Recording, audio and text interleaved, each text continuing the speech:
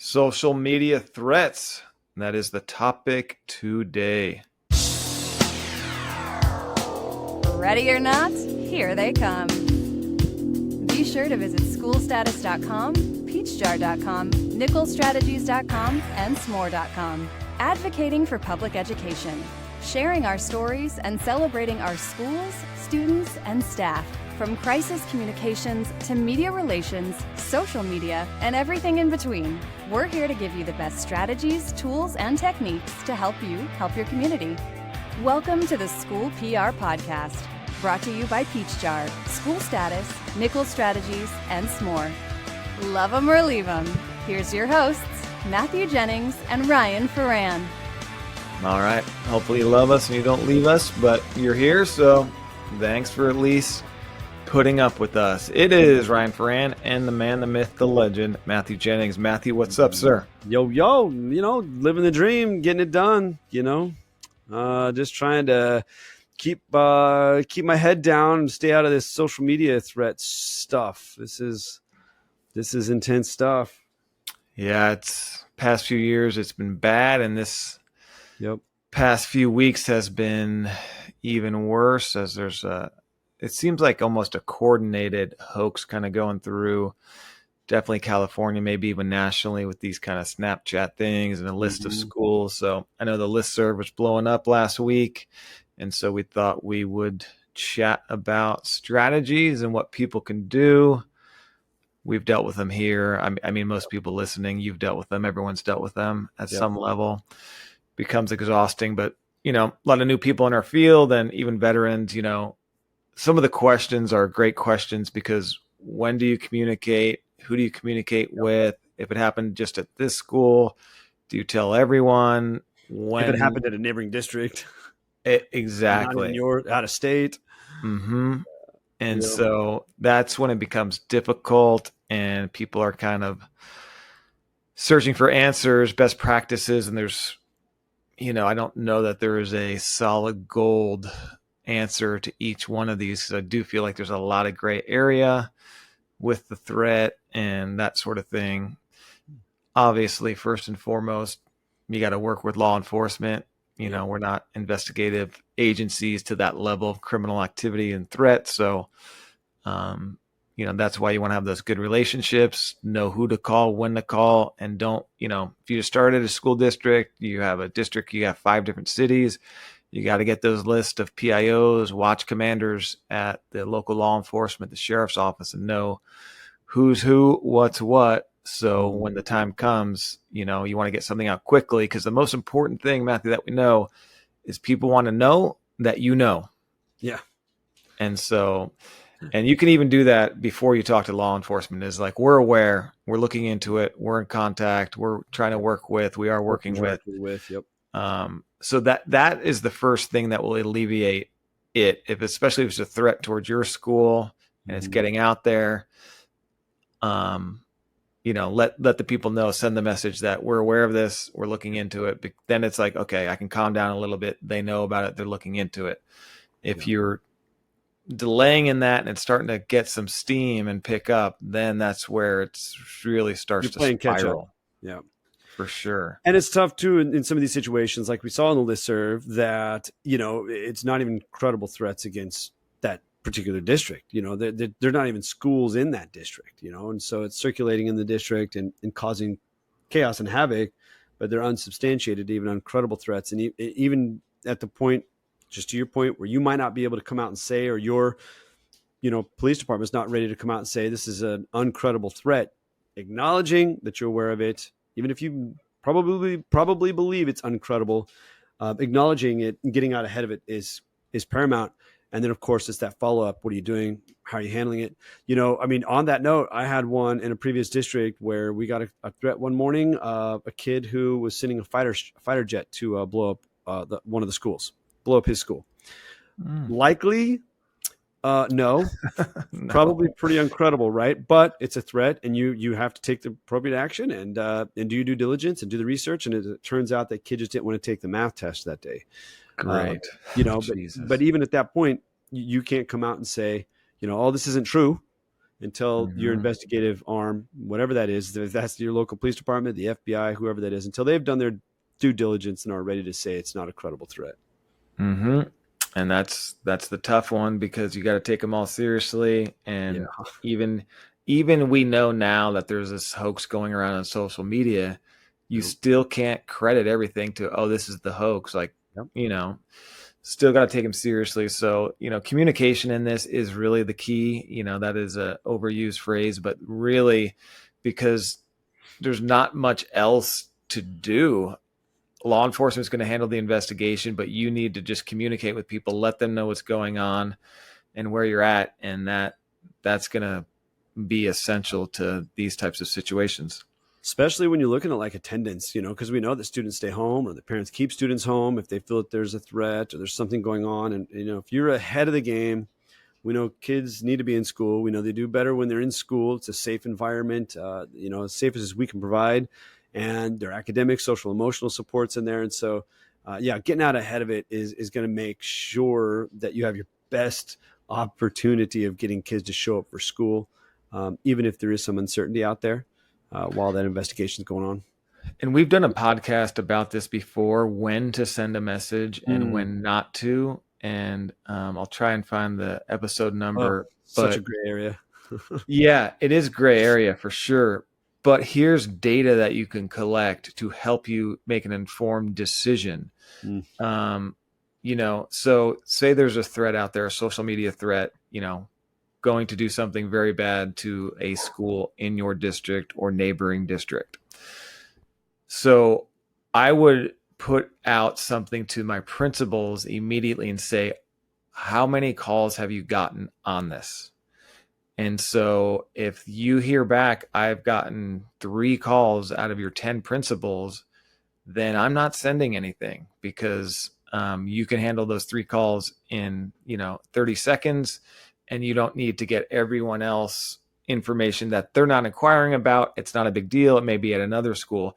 But if they're saying, I've gotten 30 calls this morning, I've gotten 10, then you're getting data. So talk to your schools. How many calls have you gotten? How many emails? Talk to the people at your district office who normally get the calls, to the front office that are checking the emails, and start gathering, how much, you can actually get data points from these very vague things about calls, emails, and then check your local Facebook community groups, your next doors, and all those annoying areas of on social media, and see how much talk there is in there. If it is posted, how many comments does it have? How many reactions? So you can actually start to make an informed decision with data. Because on the flip side, Matthew, you want to communicate. Over communicating is much better than under communicating. But if you're only, if there's one post with one comment and you've got one call at, a district of 20 schools, you're not going to send anything. Obviously, there's no credible threat either. So those are some data points that you can easily get within 5 minutes, reaching out to your principals and your staff, your office assistants and the like, and gauge, what are you hearing. Yep. That's a really good point. Absolutely use data. And then it kind of becomes like, who do you message to? Is that one school? Do you message the whole district? You always hear the tough issue of, I should know this. And, from a parent's perspective, sometimes they think they should know everything, but Mm-hmm. it's hard to, if your kid was in danger, you would know, but they're thinking because it was 3 schools over, 4 towns over, I should still know. Yeah. And those ones are a little bit more difficult to handle. It is tricky. And where I went and landed with that, a lot of times would be I draft messaging. If I had decided it was just going to be one single school, or maybe it was this one school and a neighboring school because they're really close, because we have those schools out here in California where sometimes it's literally a block away. So if I'm sitting out messaging at one school, it might mean that the bleed over is going to be that I need to hit both. But if I was doing that one, I would still include all my principals. So before that messaging went out to families, I would hit up all my leadership and just say, look, we're sending this out at XYZ elementary school or middle school or high school. If you feel your community, if you're getting, calls, or you're feeling your community is getting stirred up about this, please feel free to use this messaging as well. But I wanted you to be aware that we're sending this out so that they're in the know, because, if they start getting calls, or, they have a parent that has a friend at that school you're messaging about. Now they're calling the principal that we didn't send messaging out to, and they were unaware that you're sending messaging out. That puts them in a tough spot. Yeah, that's a really good point of keeping your internal stakeholders, your principals, your admin, maybe your board You're bored for sure. in the loop Yeah. with, hey, we're hearing this, we're aware of it. If Yep. you're hearing about it, know that we know and let us know how much you're hearing about it. But that's a really good point. Here to support. Absolutely. Yeah. And I mean, if for anybody that's new in the field, let's just talk about that order of notification. I always went superintendent, so that the superintendent, knew, and then board, and then principals, and then district staff, and then families. So that, we know that when we message parents, they're going to start calling the schools. They're going to call their teacher because, they get friendly with teachers. They get cell phone numbers, and they all need to be on the same page and have the same messaging. Board is priority. They're your elected officials. You got to keep happy. Then your executive management team on down to your leadership, like principals, assistant principals, and then staff, and then parents and guardians. I always did it in that order. Yeah, that's a great reminder. And, your staff, even in positive messages, Yes. If you can give them a heads up, it helps, just so, they are frontline communicators for us, and they get a lot of, way more parents know them than they know us at the district office. So the more they are informed, the better, especially in crisis, to your point. The other thing I've been seeing a lot of is these matrix and these charts when a school threat should be communicated. What level is it? And 6 or 7 different levels. They look nice. They're color coded, but it's nice to have, but defining what a social media an angry student does and a joke is like, I don't know how helpful they are. They're kind of like the 80-page playbooks we all did in the pandemic. You did them because people felt good about you having them, but when it really matters, those don't matter. Everything's different. So if you think you're going to look at a chart and be able to know when you're going to send a communication based on a threat that's different than the other ones before, nice to have, but it is. I had it on my wall. And I can't remember a time where I referenced it during a crisis or emergency, but I will say that I did look at it, and I think it just got to the point where it was just in my brain. If this, then, and that, all that stuff. So it is good to have. I think maybe to your point earlier, it's just another data point. It's almost like consulting AI. Like, what do you think I should do about this? AI is going to be like, oh, here you go. But you're going to have to look at it and really, use your brain and your gut instinct. But maybe that's just another data point, but definitely that's not something you're sitting there pulling off the wall and leaning on in the actual event of a crisis. Right. It's not going to hurt, but don't think it's going to get you out of that situation, having your little chart there. No way. Yeah, but it's been a tough one because a lot of people are getting them, and it has a list of schools. They're either on Snapchat or these Google Sheets sometimes, and here's the list, here's the date. The good thing is we're starting to get messages or being asked of the bigger organizations to send this out, so people know that there is a formalized hoax that is going through our state, going through our region, and I feel like it's getting nationwide too.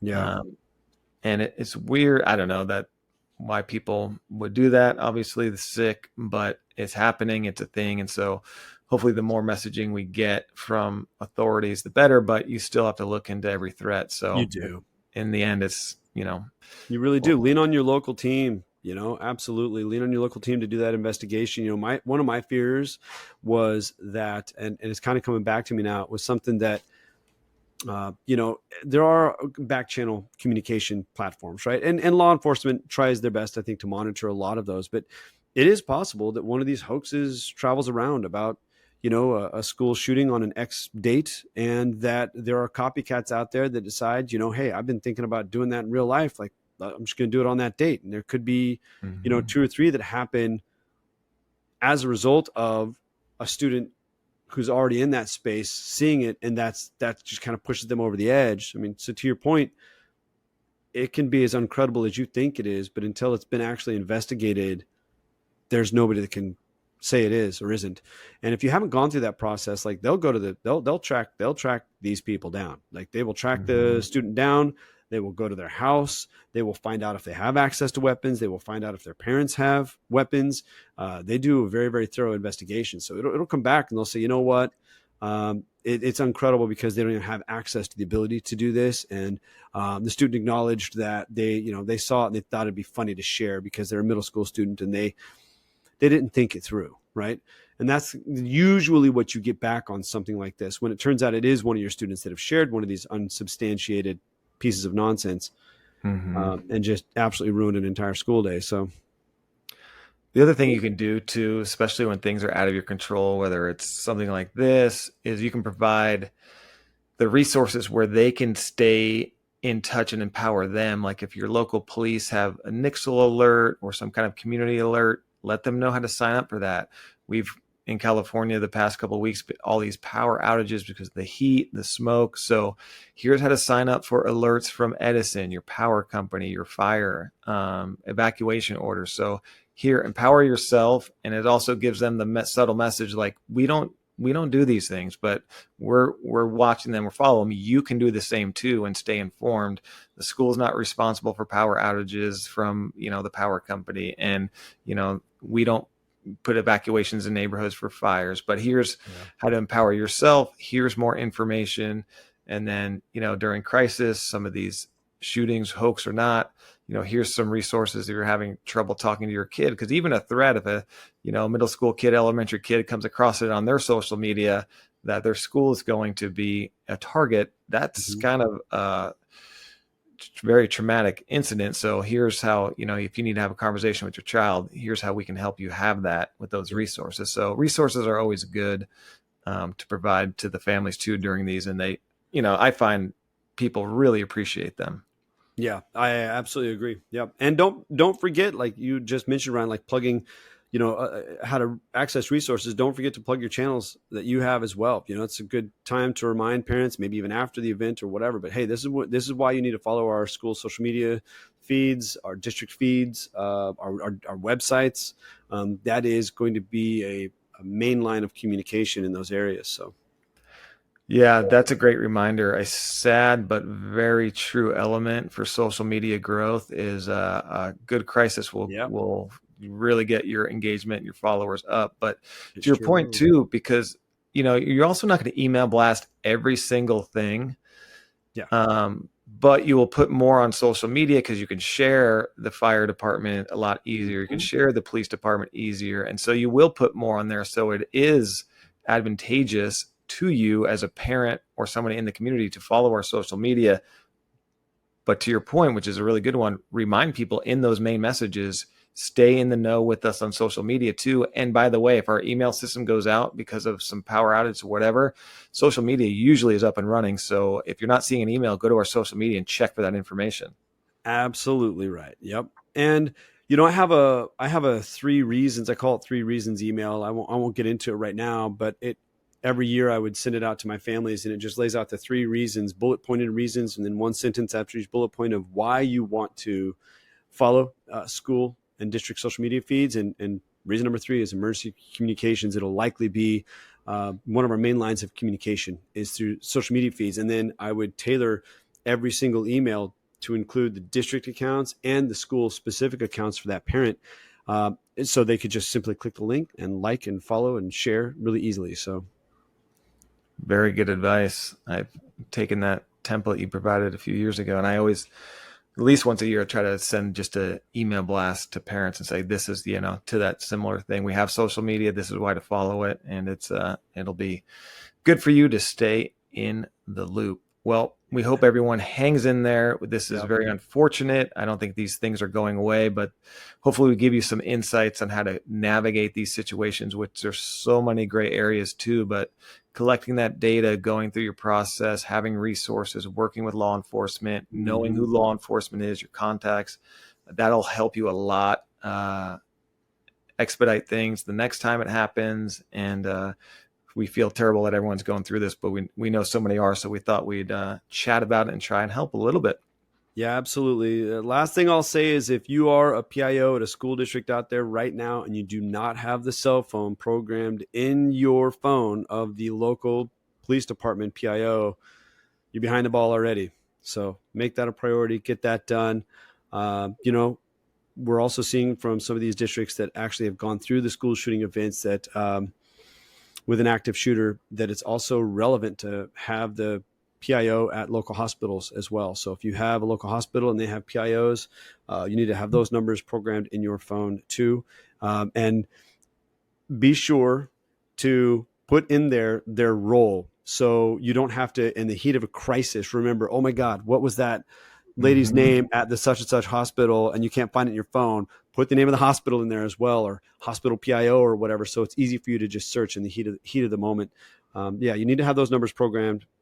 To Ryan's point, those relationships built before the problems happen. Yeah, that's really good advice. The hospital one too is the one that, I didn't think of right away. It slipped my mind, and it's a great suggestion for people to do. I remember the hospital calling me at the onset of the pandemic for help, and so I got some context through there, but it was just like that connection you don't normally have. No.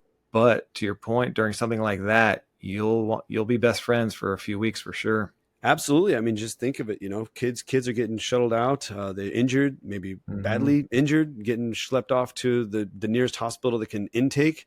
And you are the connection to the parent.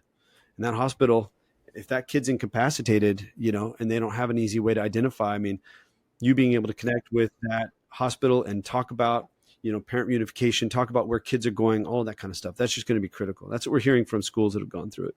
For sure. As we wrap up, quick thanks to our sponsors, Peach Jar, Nickel Strategies, S'more, and School Status. Without them, we cannot bring you this important information. I will point you to a few other previous podcasts we've done. We've had, speaking of school shootings, we had Rick Kaufman on the podcast 3 times talking about, school shooting, crisis communications. He was the PIO at Columbine during that terrible tragedy. He's a speaker. My superintendent was just in a session with him virtually very recently talking about this in Wake of Georgia and what happened there. So we have a really good podcast and information with Rick on how to navigate some of these tougher situations. And then again, we have the podcast about when and when not to send a communication, which goes through those data points and dives a little bit deeper than we just did now. If you're looking for a little bit more PD and information on navigating these difficult situations. Absolutely. All right, Matthew, appreciate the knowledge as always. Same, brother. It was good catching up, and we will talk to you very, very soon. All right, my man. See you, everybody.